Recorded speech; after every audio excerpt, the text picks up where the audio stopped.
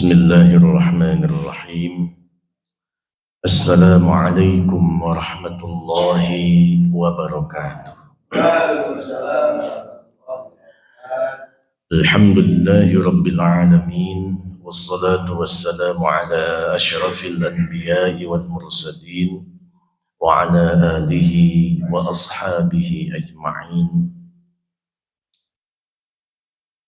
فيا أيها الحاضرون أوصي نفسي وإياكم بتقوى الله فقد فاز المتقون.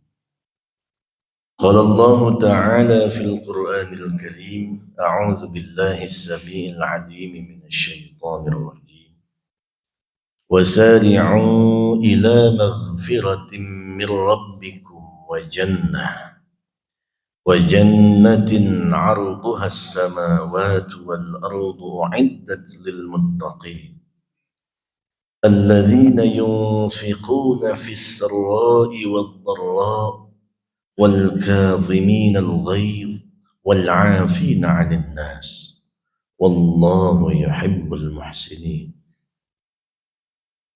وقال النبي صلى الله عليه وسلم: من قال أشهد أن لا إله إلا الله وحده لا شريك له وأن محمدا عبده ورسوله وأن عيسى عبد الله وابن أمته وكلمته ألقاها إلى مريم وروح منه وأن الجنة حق وأن النار حق أدخله الله من أي أبواب الجنة الثمانية شاء.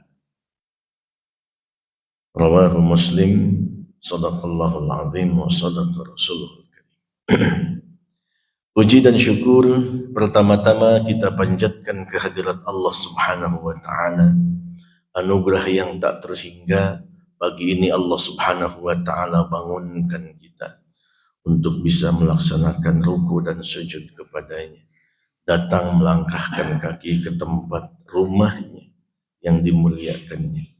Dan alhamdulillah setelah itu kita sempurnakan dengan majlis ilmu yang mudah-mudahan Allah Subhanahu wa taala lipat gandakan pahalanya kepada kita semua. Bukan hanya sekedar mendapatkan ilmu yang bermanfaat, siraman rohani, menambah dan mempertebal keimanan, tapi juga mudah-mudahan semua menjadi timbangan kebaikan di sisi Allah Subhanahu wa taala yang memberatkan timbangan kebaikan kita kelak di akhirat, yang bisa membuat kita semua masuk ke dalam syurganya yang penuh dengan kenikmatan. Amin ya rabbal alamin.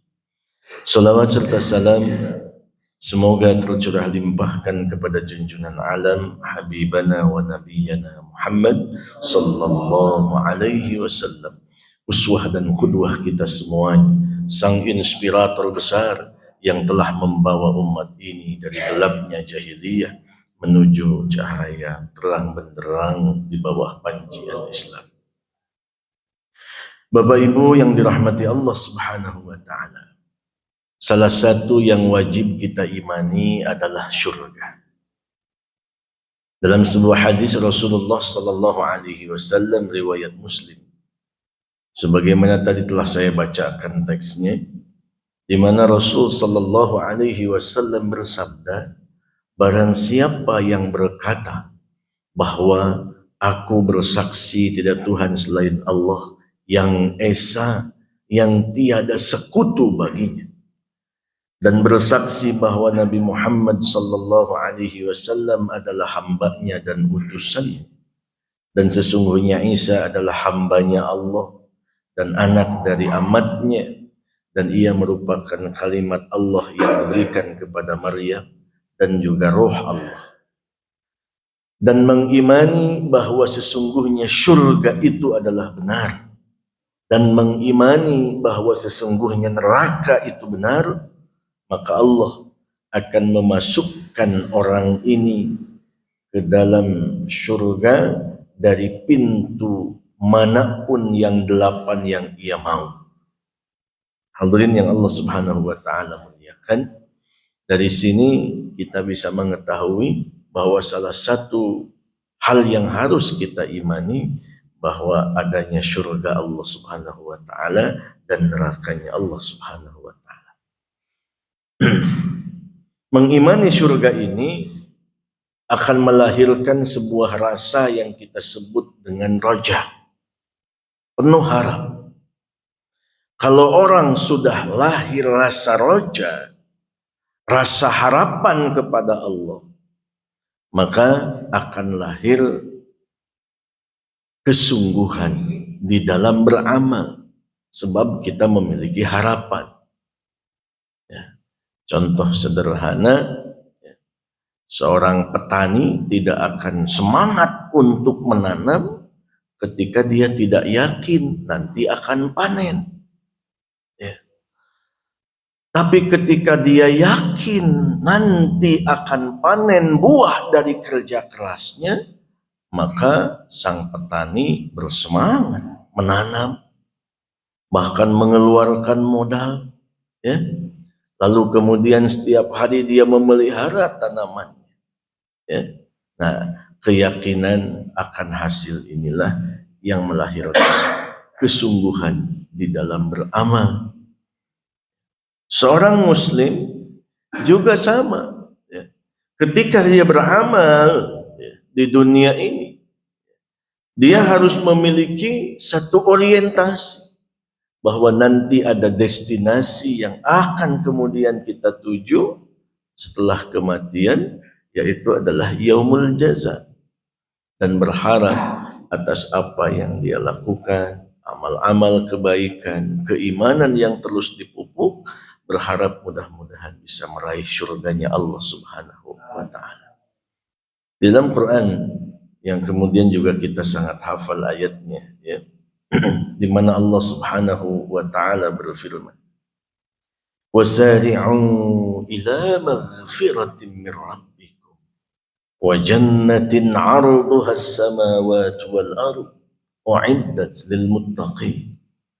Dan bersegeralah engkau ila maghfiratin min rabbikum, menuju pengampunan dari Tuhan kalian, dan bersegera menuju wa jannatin 'arduha as-samawati wal ardh, ya, surga yang luasnya seluas langit dan bumi, u'iddat lil muttaqin, yang disediakan bagi orang-orang yang bertakwa. Nah, ini adalah motivasi, ya, dua dalil naqli kepada kita semua bahwa apa yang kemudian, ya, menjadi harapan, ya, dari amal-amal kita di dunia ini adalah surganya Allah Subhanahu wa taala. Ada kemudian pendapat para ulama yang mengatakan bahwa kenapa kita harus beramal landasannya ingin surga? Ya. Kenapa landasannya tidak cinta saja kepada Allah? Ya. Sampai kita mendengar sebuah kalimat,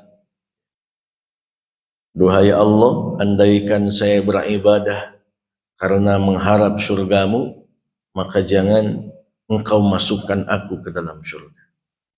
Dan andaikan aku beribadah kepadamu karena takut atas neraka, maka masukkanlah aku dalam neraka." Ya.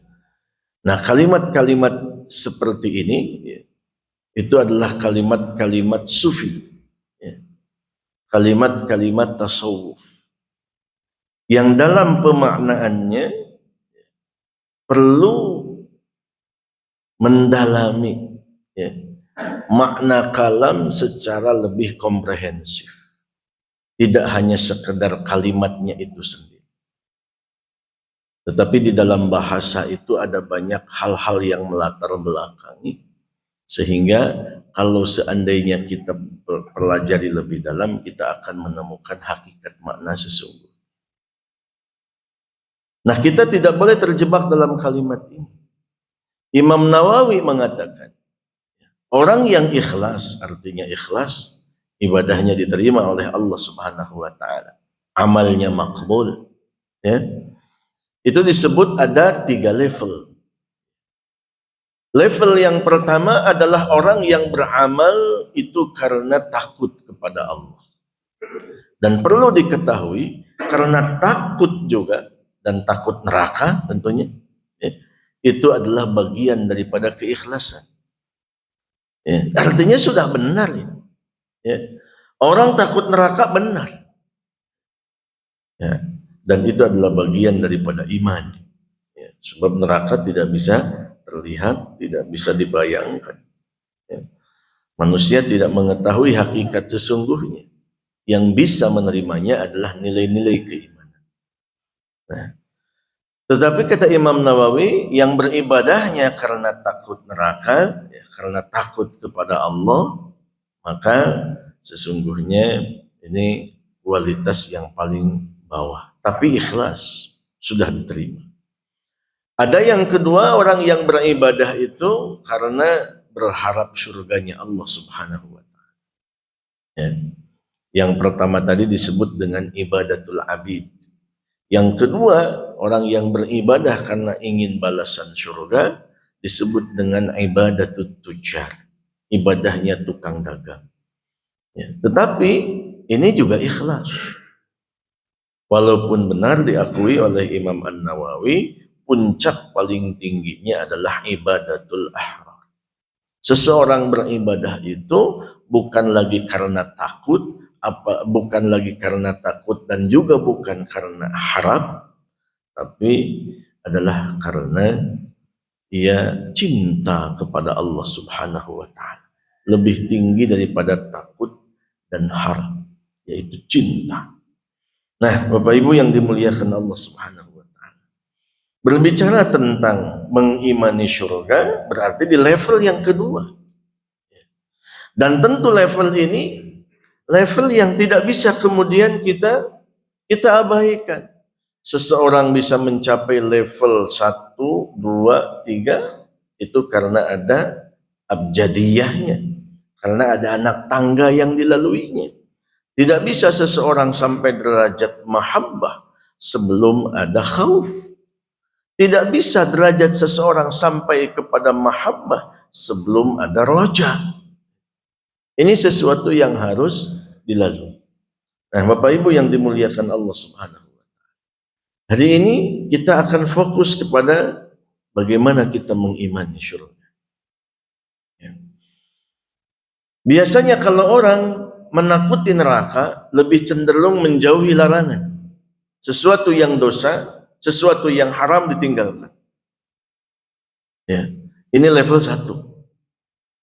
Level yang kedua, ketika orang sudah mengharapkan surga, maka dia mengerjakan sesuatu untuk meraih surga. Kalau tadi meninggalkan, khauf efeknya adalah meninggalkan, sedangkan roja efeknya adalah melakukan. Sedangkan mahabbah efeknya adalah itqan. Ya. Efeknya adalah ihsan. Sebuah amal dengan kualitas di atas ISO, di atas rata-rata. Itu mahabbah efek. Tetapi saya ingin fokus kepada poin yang kedua. Kalau seandainya kita sudah beramal landasannya roja, maka dia akan melakukan sesuatu. Dia malas, hilang rasa malasnya, berubah menjadi semangat. Itu karena ada roja. Dia menginginkan surganya Allah Subhanahu wa Ta'ala. Makanya andaikan kita suka malas beramal, andaikan kita suka mager, malas gerak, tidak mau beramal, jangan-jangan iman kita kepada surga lagi lemah. Bawa-bawa terhayang surga gitu. Bawa-bawa terhayang surga. Tahajud susah, baca Quran hese, sholat berjamaah rada berat gitu. Bawa dayang surga. Makanya kita harus sering bermuhasabah kepada diri kita. Andaikan lahir rasa malas itu, tidak mau berkarya, tidak mau bekerja, tidak mau beramal, katakan kepada diri kita sendiri, dayang surga mana itu? Saat kita berat untuk bangun di pagi hari, saat kita berat melangkahkan kaki ke masjid, Saat kita berat hanya sekedar untuk membuka mushaf Al-Quran dan membaca dari ayat-ayat kemuliaan walaupun hanya 1 halaman, 2 halaman. Saat kita berat melakukan itu, coba katakan, yang surga mana? Hadirin yang Allah Subhanahu wa taala mulia. Demi Allah, cita-cita kita semua, saat nanti kita semua wafat, saat roh Allah Subhanahu wa taala cabut dari jasad kita, cita-cita kita semua adalah kita ingin mendapatkan rahmat Allah Subhanahu wa taala. Boleh jadi kita hidup sulit di dunia, banting tulang, berbagai kesulitan kita hadapi di dunia. Enggak apa-apa di dunia kita tidak banyak harta, enggak apa-apa di dunia kita mendapatkan kesulitan demi kesulitan. Yang paling penting nanti di akhirat kita tidak sulit. Masya Allah, hadirin yang Allah Subhanahu wa ta'ala. Ini cita-cita kita. Sebab hakikat kesuksesan itu, kullu nafsin dha'iqatul maut. Setiap manusia itu pasti akan merasakan mati. Kita semua ini calon jenazah semua. Kita semua itu calon mati semua. Dan orang yang sukses itu ditentukan setelah kita mati. Kata Allah hakikat kesuksesan, faman zuhziha 'anil nar wa udkhilal jannah faqad faz. Orang yang sukses hakikatnya bukan orang yang memiliki rumah luas sampai 3 tingkat, 4 tingkat.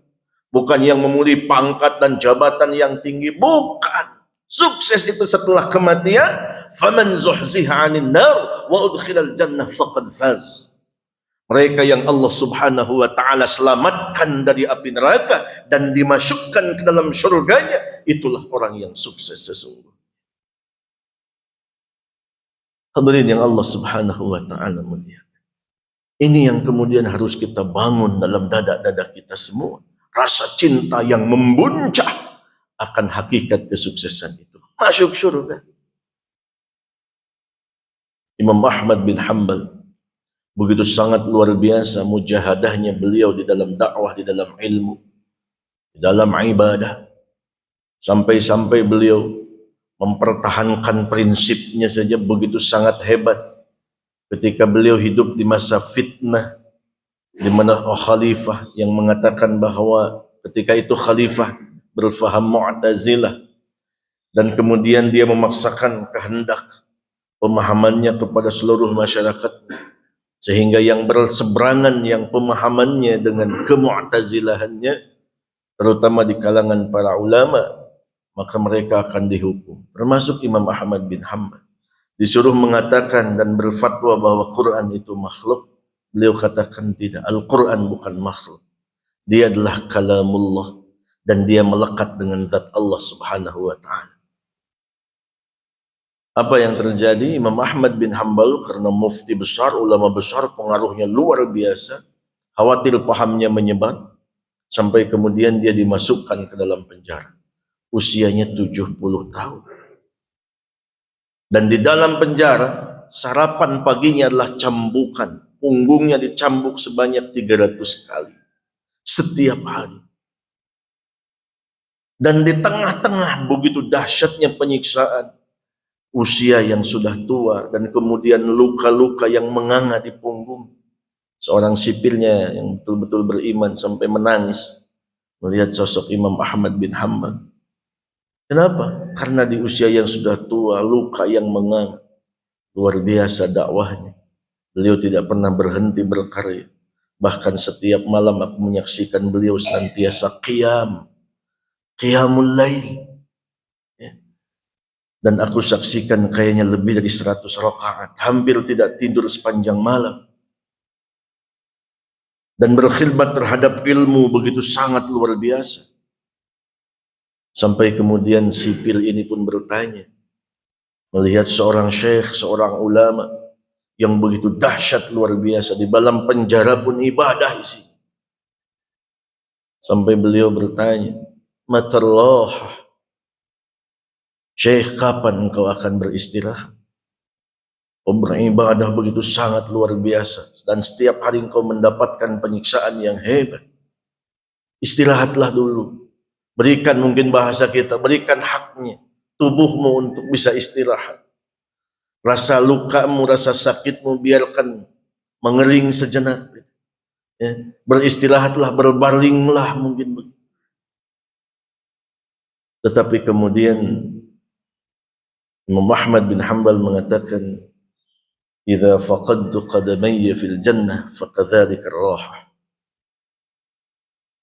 Ketika kedua kakiku sudah menapakkan kaki langkahnya di surga, maka disitulah saya akan beristirahat. Allahu Akbar. Hadirin yang Allah Subhanahu wa taala mulia. Disebutkan oleh, mungkin katanya salat malamnya sampai 150 rakaat. Begitu hebatnya beliau beramal. Nah, hadirin yang Allah Subhanahu wa taala muliakan. Ternyata kesungguhan di dalam amal ini punya satu cita-cita, yaitu surga. Surganya Allah Subhanahu wa taala. Kalau hari ini kemudian kita harus bangun di malam hari di tengah rasa kantuk yang sangat, di tengah rasa lelah karena siang harinya kita harus mencari nafkah, lalu kemudian berat luar biasa, maka bayangkanlah surga. Sesungguhnya surga itu dihiasi dengan kesulitan-kesulitan, perjuangan-perjuangan yang harus kita lalui. Ya berdiri. Kenapa? Karena kita iman atas adanya surganya Allah Subhanahu wa ta'ala. Hadirin yang Allah Subhanahu wa ta'ala. Kadang kita berat mengeluarkan harta. Harta yang kita cari pagi, siang, sore. Dan kita habiskan hampir sepanjang matahari di atas bumi.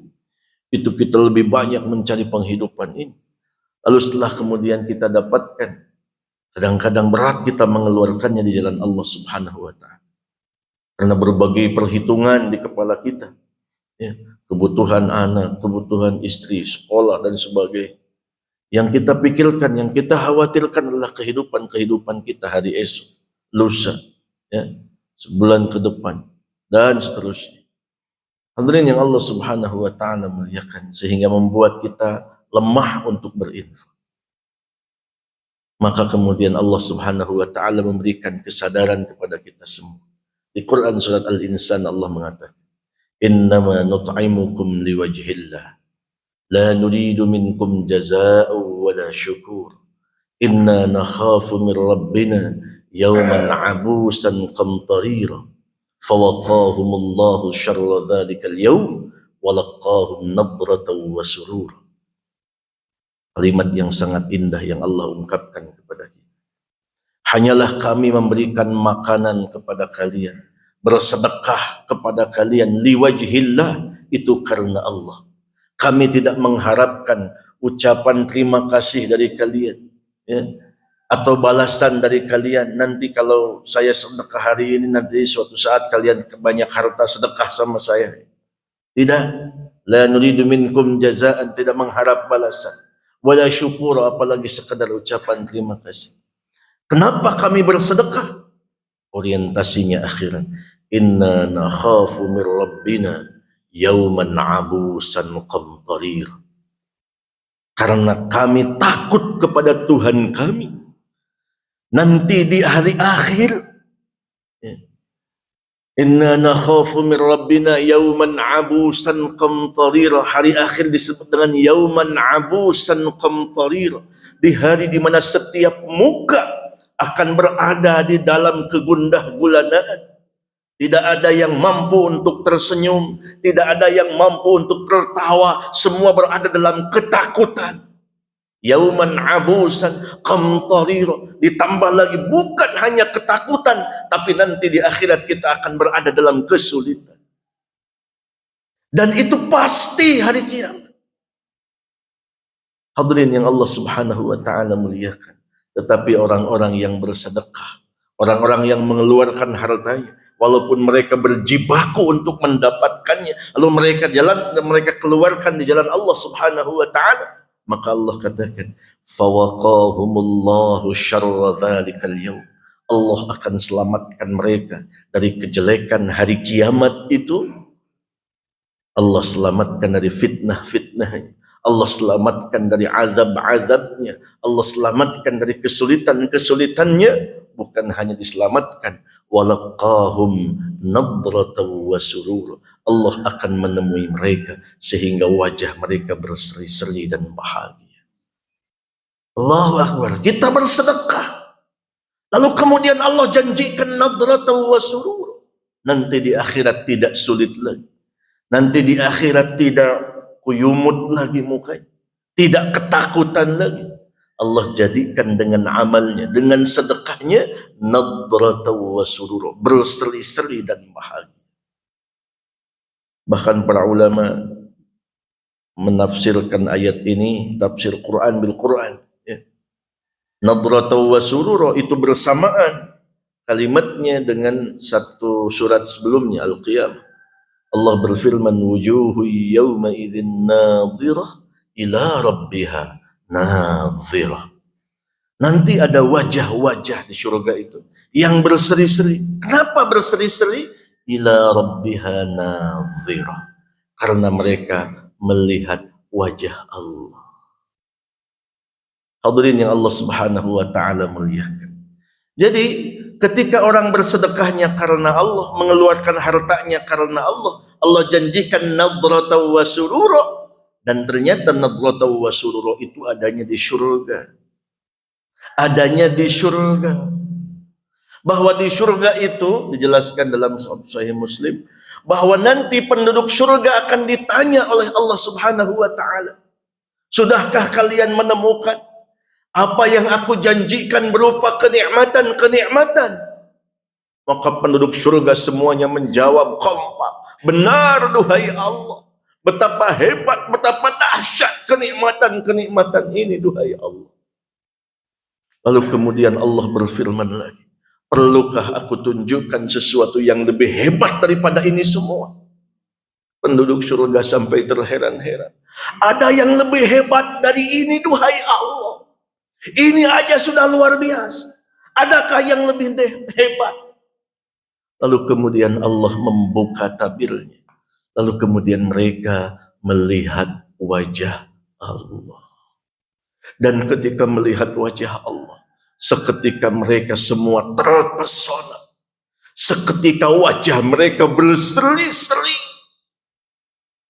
Dan seolah-olah mereka melupakan seluruh kenikmatan surga, saking dahsyatnya mereka merasakan kenikmatan menatap wajah Allah Subhanahu wa taala. Nah, hadirin yang Allah Subhanahu wa taala muliakan. Bayangkan kalau kita lihat dua ayat, dua surat yang kemudian saling menafsirkan ini, kita bisa menemukan bahwa sedekah, harta yang kita keluarkan, ternyata salah satu amalan yang menjadikan kita bisa mendapatkan nikmat puncak di surga, yaitu menatap wajah Allah Subhanahu wa taala. Nah, hadirin yang Allah Subhanahu wa taala muliakan. Maka kalau kita ingat surga, maka beramal itu mudah. Berbeda kalau kita amal hanya menginginkan dunia. Maka ketika manfaat dunia kita raih, kita lakukan. Ketika manfaat itu tidak ada, maka kita tinggalkan. Dan sungguh tidak ada yang kita harapkan berupa kehidupan dunia. Yang ada adalah penyesalan dan penyesalan. Sebuah harapan yang tidak akan pernah mencapai titik kesempurnaan. Tetapi ketika kita mengharapkan Allah dengan balasan surganya, maka akan lahir, ya, sebuah semangat yang tidak akan pernah henti, membara senantiasa, dan kita tidak akan pernah dikecewakan oleh Allah Subhanahu wa taala. Innallaha la yudhi'u 'amalal muhsinin. Allah tidak akan pernah menyia-nyiakan amal-amal orang yang berbuat baik. Hadirin yang Allah Subhanahu wa taala, ada banyak tentu hal-hal yang melupakan kita dari surga. Kesibukan kita, rasionalitas kita, dan begitu banyaknya berjibakunya kita dengan kehidupan surga, kadang-kadang dengan kehidupan dunia, kadang-kadang kita melupakan surganya Allah Subhanahu wa taala. Ada masanya seolah-olah surga itu lupa. Lalu kemudian kita bekerja hanya sebagai sebuah rutinitas belaka. Yang ketika dilakukan secara rutinitas, akibatnya tidak ada rasa. Tidak ada energi di dalam amal itu. Dan kadang-kadang kita dihantui oleh penyakit-penyakit amal. Datangnya dari setan yang membuat kita ragu, yang membuat kita lemah. Hadirin yang Allah Subhanahu wa taala. Maka saat itu datang, maka jaddidu imana. Saat itu datang, perbaharui lagi iman kita agar kembali lagi memiliki semangat, agar kembali lagi kita mengingat syurganya Allah Subhanahu wa taala. Hadirin, dulu ada seorang sahabat di mana Rasulullah sallallahu alaihi wasallam mengirimkan pasukan ketika itu dalam sebuah peperangan disebut dengan perang Mu'tah. Ini adalah peperangan yang disebut dengan Sariyah, bukan Ghazwah. Kalau Sariyah itu peperangan yang Rasul mengangkat panglima di antara kaum muslim. Rasul tidak ikut. Kalau Ghazwah itu peperangan yang langsung Rasul sebagai panglima. Nah, Rasul sallallahu alaihi wasallam mengirimkan pasukan cukup besar, bahkan mungkin terbesar dalam sejarah beliau mengirimkan Sariyah, sebanyak 3.000 pasukan. Dan 3.000 pasukan ini dipimpin oleh 3 orang, kata Rasul. Komandan yang pertama adalah Sayyidina Zaid bin Harithah. Ini adalah anak angkatnya Rasulullah sallallahu alaihi wasallam, kekasihnya Rasulullah sallallahu alaihi wasallam. Ya, beliau yang menemani hijrah saat Rasulullah SAW hijrah ke Taif, yang ketika dilempari batu dan sebagainya adalah Sayyidina Zaid bin Harithah yang menjadi benteng atas lemparan-lemparan batu itu kepada baginda Nabi. Beliau adalah orang yang hampir saja Rasulullah SAW mengumumkan di depan Ka'bah bahwa Zaid bin Muhammad. Ya. Tetapi kemudian Allah Subhanahu wa taala melarangnya. Karena urusan nasab ini dalam Islam merupakan hal yang prinsip, sehingga tidak bisa Zaid dinisbatkan kepada Muhammad, tetap harus kepada ayah kandungnya bin Harithah. Yang ketika kemudian ayah kandungnya mengetahui posisi Zaid ada di Mekah, lalu kemudian dia dengan segala kekayaan dan kedudukannya datang dan kemudian ingin mengambil putranya. Lalu kemudian Rasul sallallahu alaihi wasallam memberikan tawaran kepada sang anak Zaid bin Harithah, wahai Zaid, engkau mengetahui bagaimana cintaku dan kebaikanku, dan engkau juga mengetahui bagaimana cinta ayahmu dan kebaikan ayah. Jika engkau berkenan memilihku, aku akan senang. Tapi jika engkau ingin memilih ayahmu, silahkan. Apa yang terjadi? Zaid bin Harithah itu memilih Rasulullah sallallahu alaihi wasallam. Hadirin yang Allah Subhanahu wa taala muliakan. Panglima pertama Zaid, sang kekasih Rasulullah sallallahu alaihi wasallam. Kemudian kata Rasul, kalau Zaid syahid nanti akan diganti oleh Abdullah bin Rawahah. Abdullah bin Rawahah juga seorang sahabat yang mulia. Dia tercatat dalam sejarah dengan tinta emas di perang Uhud saat beliau menyelamatkan baginda Rasulullah sallallahu alaihi wasallam yang ketika itu berlumuran darah, yang ketika kemudian beliau memakai baju besi, lalu kemudian terpukul sehingga kemudian besinya menusuk ke muka beliau yang mulia. Ketika hendak dibuka, terlihat oleh Abdullah bin Rawahah wajah Rasul yang ringis kesakitan. Beliau tidak tega. Sampai pada akhirnya beliau berupaya menandingi kesakitan Rasul itu dengan cara membuka helmnya Rasul, namanya khuzah. Khuzah itu helm besi. Itu dengan giginya, ditarik dengan giginya sampai tanggal satu persatu gigi untuk membuka khuzahnya Rasulullah sallallahu alaihi wasallam.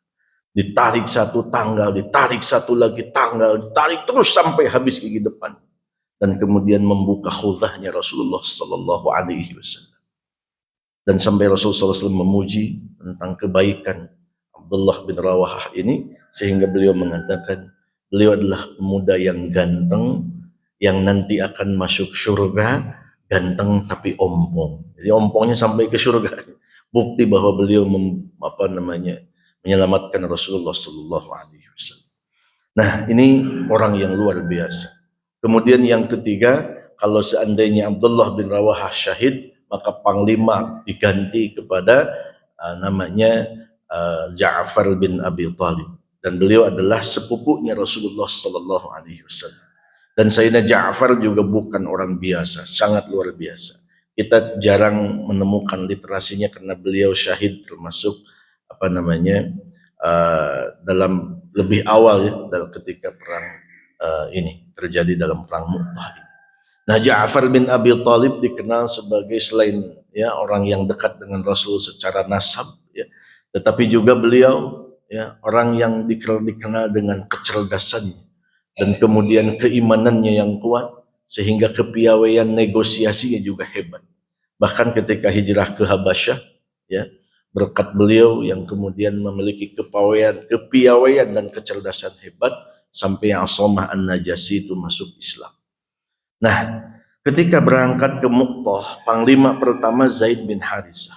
Apa yang terjadi? 3.000 pasukan ini datang ke Athna dan mereka saling mengintai satu sama lain. Dan ternyata hasil pengintaian sesuatu yang mencengangkan kaum muslim. Ternyata jumlah musuh sangat hebat. Ketika itu kaum muslimin harus berhadapan dengan penguasa dunia, Romawi. Penguasa dunia pada masa itu.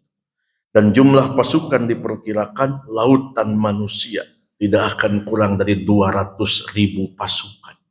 Bayangkan 3.000 harus melawan 200.000 pasukan.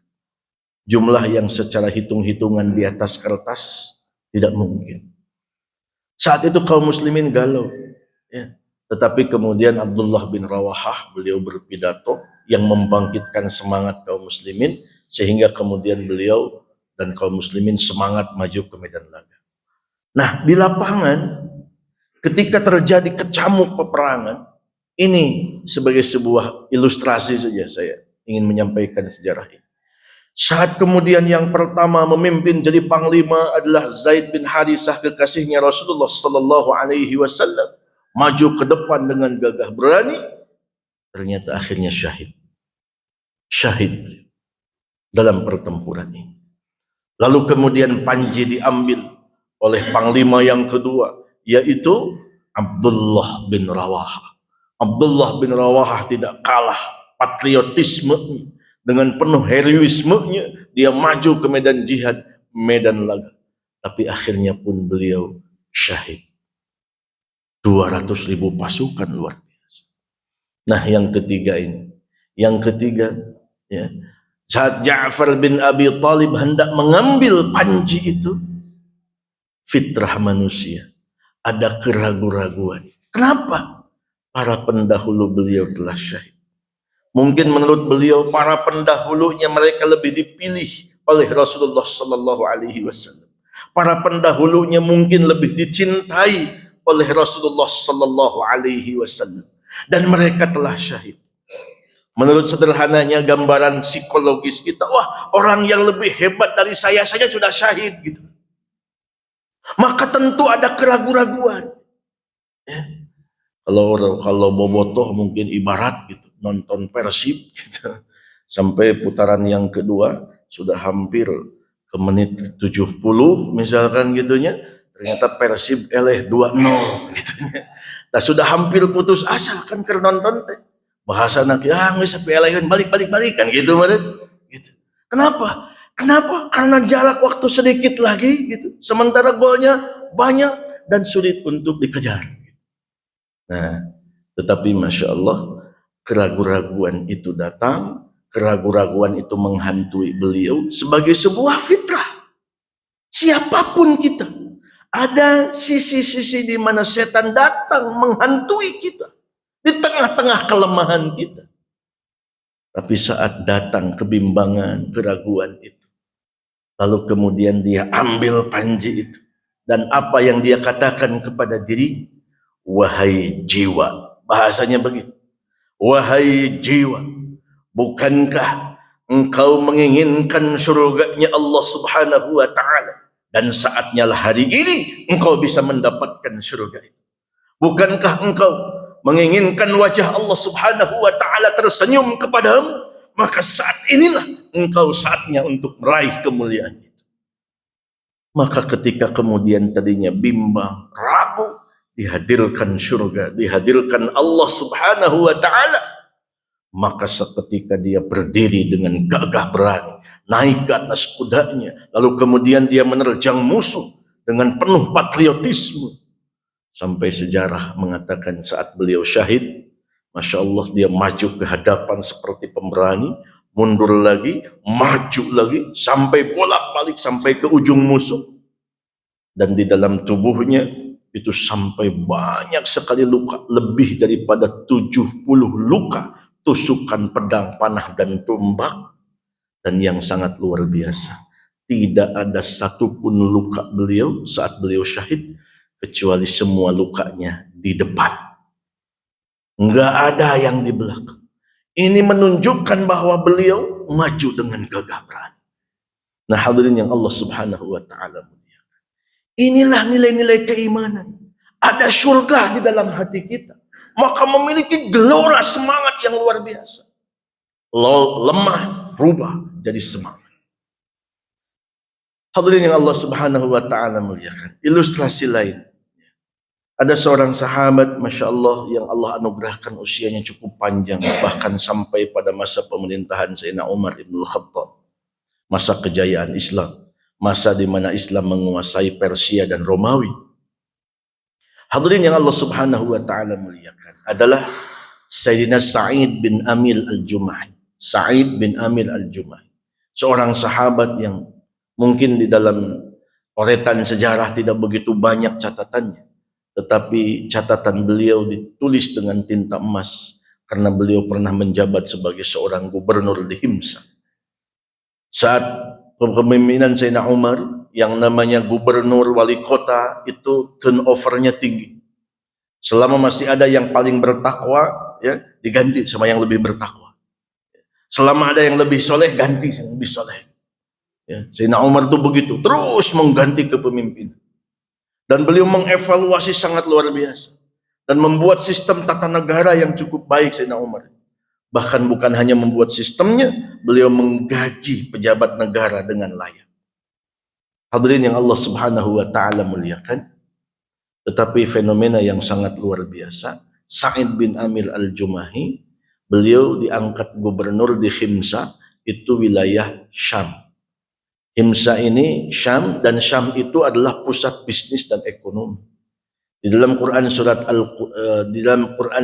Quraisy, kan Allah mengatakan li'ila fi Quraisy ilafihim rihlatash shita was-saif. Perjalanan musim dingin dan musim panas. Nah, perjalanan musim panas itu dilakukan ke Syam. Ya, kita tahu para sahabat bisnisnya kebanyakan perdagangan.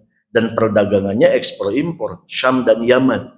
Nah, di Syam itu pusat bisnis dan ekonomi itu di wilayah Khams. Dan wilayah Khams inilah yang kemudian dipimpin oleh seorang Sa'id bin Amir al-Jumahi. Daerah basah lah kalau ilustrasi sekarang. Apa yang terjadi? Ternyata ketika dilakukan sensus penduduk tentang kekuatan ekonomi masyarakat ketika itu di wilayah Khams, orang yang paling miskin, yang paling fakir, ternyata namanya Sa'id bin Amir al-Jumahi.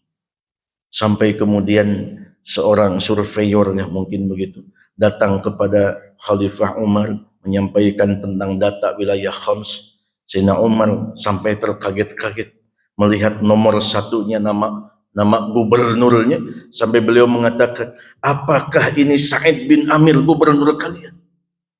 Kemudian mereka menjawab, benar. Nanya kedua kali, apakah ini Sa'id bin Amir gubernur kalian? Benar. Nanya lagi, apakah ini Sa'id bin Amir gubernur kalian? Iya. Allahu Akbar. Hadirin yang Allah Subhanahu wa Ta'ala muliakan. Ternyata memang betul orang yang paling miskin, yang paling papa di Khams itu adalah Sa'id bin Amir al-Jumahi. Hasil survei. Dilihat dari properti, dilihat dari pendapatan dan sebagainya. Kenapa beliau paling miskin? Ternyata beliau punya kebiasaan. Cukup panjang ceritanya. Satu, beliau itu tidak mengambil uang negara. Gajinya itu tidak diambil. Gaji diambil, tapi kemudian diserahkan semuanya kepada fakir miskin. Dan beliau tidak menyimpan harta untuk esok hari. Untuk makan hari ini, dari mana beliau? Setiap sebelum subuh, setelah melaksanakan qiyam, beliau mengolah roti dengan tangan beliau sendiri. Ya, tidak menggunakan karyawan, dengan tangan beliau sendiri mengolah roti, memasaknya, kemudian beliau meninggalkannya ke masjid. Selesai pulang dari masjid, beliau menjualnya di pagi hari hanya sampai menjelang waktu duha, sampai syuruk menjualnya. Setelah menjual, beliau sisihkan untuk hidup beliau satu hari. Hari ini kebutuhan kita, sisanya beliau sedekahkan. Tidak menyimpan untuk esok hari. Hadirin yang Allah Subhanahu wa taala muliakan. Beliau hanya memiliki satu pakaian saja.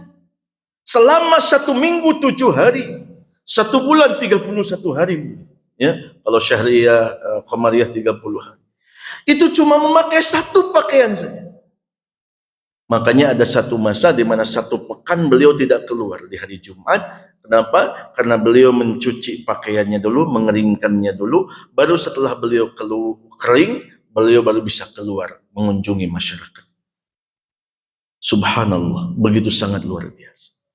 Nah, ketika kemudian Sayyidina Umar mendengar Sa'id bin Amir sang gubernur, orang yang paling miskin, malu Sayyidina Umar. Sampai beliau merasa iba, sampai pada akhirnya beliau datang sendiri ke Baitul Mal. Dari Baitul Mal, beliau membawa uang 100 dinar. 1 dinar kalau dikus rupiahkan sekarang diperkirakan di 10 juta. Kalau 100 dinar berarti sekitar 1 miliar. Ya. 100 dinar dibawa uang itu, kemudian dititip kepada 3 orang yang ditugas sebagai surveyor dari Khams, dan kemudian Sayyidina Umar bilang, tolong sampaikan ini hadiah dariku kepada gubernur kalian. Ya, ini hadiah 100 dinar. Sampaikan kepada beliau. Pulanglah yang 3 orang ini dari Madinah menuju Khams di Syam. Hadirin yang Allah Subhanahu wa taala. Yang 3 orang ini tidak ada tempat yang pertama dikunjungi selain menunaikan amanah.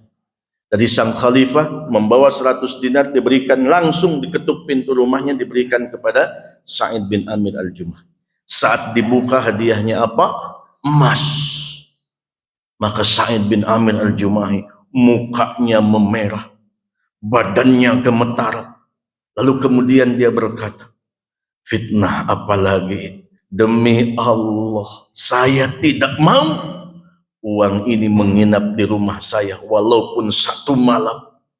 Saya tidak mau keluarga saya tidur nyenyak gara-gara perutnya kenyang, sementara masih ada masyarakat saya yang tidak bisa tidur gara-gara perut mereka keroncongan. Orang ini pun ditugaskan untuk membagikan 100 dinar itu tanpa tersisa, habis sebelum malam. Hadirin yang Allah Subhanahu wa taala muliakan. Dia tidak menyisakan untuk dirinya bahkan 1 dinar. Tetapi hadirin yang Allah Subhanahu wa taala muliakan, istri beliau mendengar kabar ini. Suaminya dapat hadiah 1 miliar. Suaminya dapat hadiah 100 dinar. Mungkin bayang, wah subhanallah, ekspektasinya tinggi. Ya. Lalu kemudian dia mencoba menanyakan itu kepada suaminya, tetapi suaminya memindahkan pembicaraan. Seolah-olah tidak terjadi apa-apa. Tetapi kemudian suaminya berupaya menghindar, ya, berangkat lebih pagi, pulang lebih sore, ya, menghindari pertanyaan sang istri. Tapi pada akhirnya tetap mereka tidak bisa, ya, namanya suami istri, akhirnya tetap ketemu. Dan istrinya bertanya, ya, kata sederhananya suamiku, mana jatah buatku? Kan gitu. Mana jatah buatku? Ya. Sebelum orang lain, sedekah yang terbaik mah kepada istri dulu, kan gitu. Banyaklah dalilnya. Ya. Dan lain sebagainya, bisa jadi mungkin kalimatnya seperti itu. Tetapi kemudian Sa'id bin Amir mengatakan, uangnya sudah tidak ada. Habis semua, saya sudah bagikan. Istrinya menangis. Istrinya menangis. Ketika kemudian istrinya menangis, Sa'id bin Amir menghampiri. Kemudian ia memeluk istrinya, membelai istrinya, sembari mengatakan, "Duhai istriku, sungguh aku mendengar baginda Rasulullah sallallahu alaihi wasallam bersabda, aku bukanlah orang yang berbohong, juga bukan orang yang dibohongi. Sesungguhnya bidadari surga itu ketika menapakkan wajahnya di atas muka bumi, maka seketika sinar matahari itu akan padam. Saking dahsyatnya cahaya bidadari ini sehingga membuat matahari malu bersinar. Lalu kemudian ketika ia mengeluarkan ludahnya ke atas muka bumi, maka seluruh isi bumi ini akan harum semerbak seperti harumnya minyak kasturi. Seluruh isi dunia. Apa yang dikatakan Sa'id bin Amir al-Jumahi? Demi Allah, sungguh tidak ada yang aku harapkan dari dunia ini, kecuali yang aku harapkan adalah kelak engkau akan menjadi bidadariku di surganya Allah subhanahu wa ta'ala. Hadirin yang Allah subhanahu wa ta'ala muliakan. Beliau menginginkan istrinya jadi bidadarinya nanti surga. Sudahlah, orang lain silahkan menggapai harta dunia. Sudahlah, silahkan yang lain mendapatkan kenikmatan-kenikmatan dunia. Bukan itu yang kita cari. Ada yang lebih hebat dan dahsyat, yaitu adalah kehidupan akhirat. Mudah-mudahan Allah muliakan kita dengan surganya. Nah, ini yang kemudian disampaikan kepada istri. Hadirin yang Allah subhanahu wa ta'ala muliakan. Lagi-lagi orang begitu patriotis. Lagi-lagi orang begitu luar biasa. Ketika memang dalam diri mereka membuncah keinginan untuk meraih surganya Allah subhanahu wa ta'ala. Pertanyaannya sekali lagi, apakah kita masih menginginkan surga? Apakah kita masih menginginkan surga? Yuk kita sama-sama mujahadah di dalam amal kita. Sebab sesungguhnya yang namanya dunia dihiasi dengan kenikmatan-kenikmatan. Makanya orang kafir diberikan sebagai dunia itu sebagai jannatul kafir kata Nabi, ya. Nah, tetapi bagi kita ya, dunia akhirat itu, surga itu dihiasi dengan kesulitan. Artinya dengan mujahadah, sungguh-sungguh di dalam amal yang kita korbankan sehingga kita mengorbankan lelah kita, mengorbankan capek kita, mengorbankan waktu kita untuk taat kepada Allah Subhanahu wa taala. Mudah-mudahan senantiasa Allah menguatkan iman kita dan kemudian kita memiliki kekuatan untuk senantiasa mujahidah di dalam amal, dan juga mudah-mudahan nanti di akhirat kita sama-sama masuk ke dalam surganya Allah Subhanahu wa taala. Amin ya rabbal alamin. Terima kasih atas segala perhatian. Mohon maaf atas khilaf dan salah. Hadanallahu wa iyyakum ajmain. Assalamualaikum warahmatullahi wabarakatuh. Mohon Ustaz, tidak sebenarnya luar biasa. Mudah-mudahan orang sadayana atau saling penjelasan di orang menampung semangat untuk beribadah sehingga dengan rahmat Allah dan bisa masuk surga Allah Subhanahu wa taala. Selanjutnya maka bisa dipimpin di doa. Bismillahirrahmanirrahim.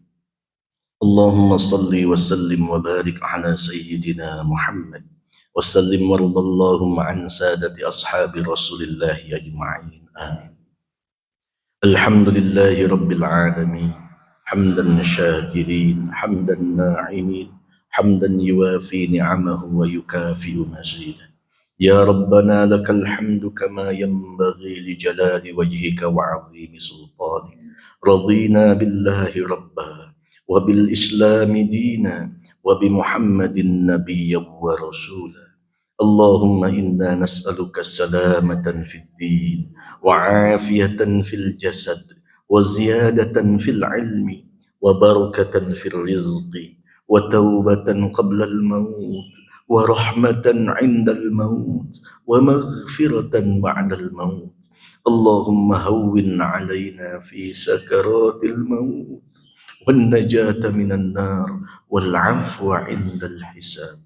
Allahumma anta rabbuna la ilaha illa anta khalaqtana wa nahnu ibaduk ونحن على عهدك ووعدك ما استطعنا نعوذ بك من شر ما صنعنا نبوء بنعمتك علينا ونبوء بذنوبنا فاغفر لنا فاغفر لنا فاغفر لنا فإنه لا يغفر الذنوب إلا أنت ربنا اغفر لنا ولوالدينا ربنا اغفر لنا ولوالدينا ربنا اغفر لنا ولوالدينا وارحمهم كما ربونا صغارا وارحمهم كما ربونا صغارا اللهم أغننا بالعلم وزينا بالحلم وأكرمنا بالتقوى وجملنا بالعافية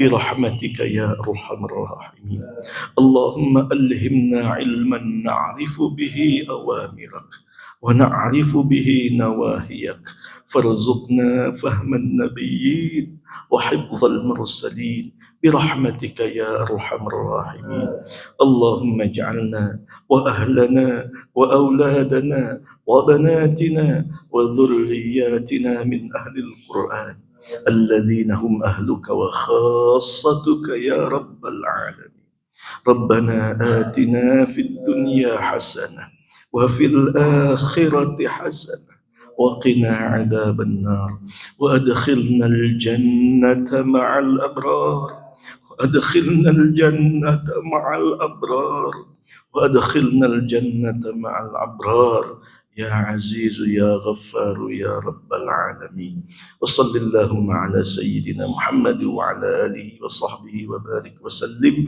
سبحان ربك رب العزة عما يصفون وسلام على المرسلين والحمد لله رب العالمين. Amin.